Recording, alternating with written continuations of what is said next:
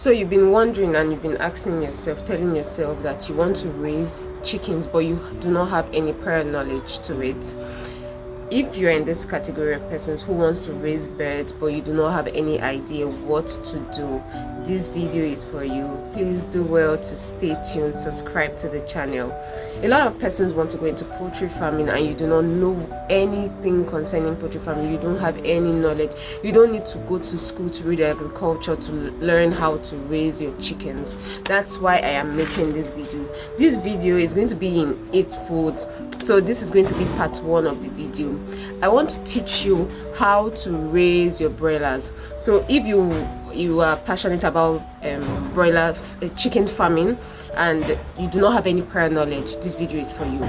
So now, if you want to rear birds, you want to rear broiler chicken, what I am about to disclose to you now is the first 1 week. That's why I said this video is going to be in 8 parts. I will tell you every single thing that you will need in this first 1 week. I do not want to overcrowd you so that you are not overwhelmed with the process of raising chickens till they are matured. So guys, if you know that you want to raise broilers, the first thing you need to know is you need a brooding space. A brooding space is a small enclosed area, depends on the number of beds actually. A small enclosed area that has sufficient light. Normally it's good to use your red bulb so that it generates heat, because the first day you bring these birds, they need heat, and if you fail to give them heat the first time you bring them, it can lead to loss of your beds. So you need a brooding space. Number 1, when you get your brooding space, you put in your beds. Before your beds arrive, if you do not want to have casualties, which this is what I've been doing and it has been working for me, before I bring in my broilers, I have already made the environment conducive. I put in my drinkers, I put in my feeders.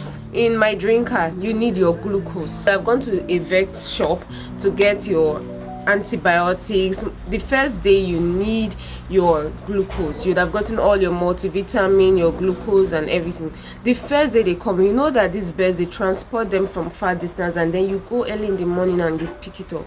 So when you come, before you even bring them in the morning, before you go and get your beds, you would have prepared your breeding space. You would have put in your drinkers and your feeders. As I'm making this video, I'm going to show you examples of the drinkers and the feeders that I use. These feeders are very good. They in fact, a day-old bird can actually eat from it, because that is what I've used. I'm being practical here. Now, when you bring in those birds, you just put them immediately. You use your cartons or your newspaper. Please do not use sawdust on your first day. Why? Because the first day, these birds have not they don't know the difference between sawdust and the feed. So it's advisable that at least for the first 1 week you use your cartons or your newspaper. That way they'll be able to eat directly from the feed, and then you will need to watch your birds the first day. Make sure that there is no one that is overstressed. If there's any bird that is overstressed, you pick it out and then you feed it yourself. You give it the water and the glucose water that you've already made. You make sure you pay attention to that one particular bird. Then you'd make sure that the place is well heated. If you do not have your red bulb, if the breeding space does not have your red bulb, make sure that there's charcoal. You seal up the environment so that the birds are okay. Now, when you bring them, you need to pay attention. If you pay attention to your birds, you would know when they're in distress. If the birds are making sounds that you know that you do not understand, others are calm, but there's this particular one that is making sound, you should go and check in on them, because birds do not just make sounds at that stage. It must be in distress. That's why it's making that sound for you to come and check up on it. So that way you'll be able to minimize loss and your birds will get the maximum attention that they want. That's day 1. From day 2, you start putting multivitamin in their water. Now you're no longer giving them glucose. If you want to go herbal, a lot of farmers give them aloe vera in their water. but I prefer that you use glucose because glucose gives strength. There are some breeds that when you buy, they are very active. Those breeds are, some of the breeds are very active. You should check your birds. Once you buy them and you see that they are everywhere, they are moving, then there's no problem. But when you bring in your birds and they are being very sluggish, you will need to pay more attention to those particular birds if they are not as active as you want them to be. So from the second day, you can start giving them multivitamin. Multivitamin will aid their appetite. For me, what I do after day 2, when I give them multivitamin, day 3 multivitamin, I pause, and then I introduce from day 4. I start introducing bitter leaf juice. I squeeze bitter leaf juice and I give them to take.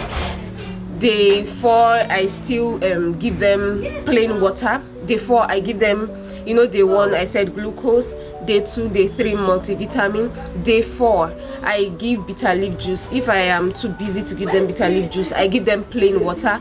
Day 5, I also give them plain water. I still give them plain water day 5. Then day 6. So sometimes I either give bitter leaf juice day 4 or day 6. Most times I give at day 6 because I like to give my chickens either bitter leaf water or ginger and garlic before I vaccinate them.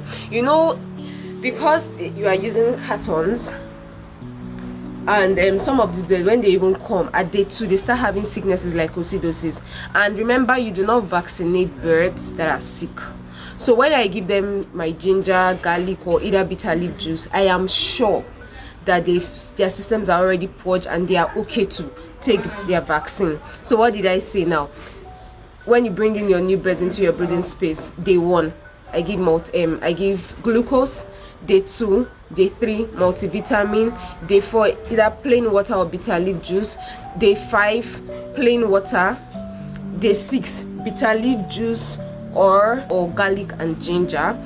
That's where I am sure that their system is cleansed to take in their vaccine. Because if you vaccinate a bird that is sick, you might end up having casualties. All your birds might go. You do not vaccinate sick birds.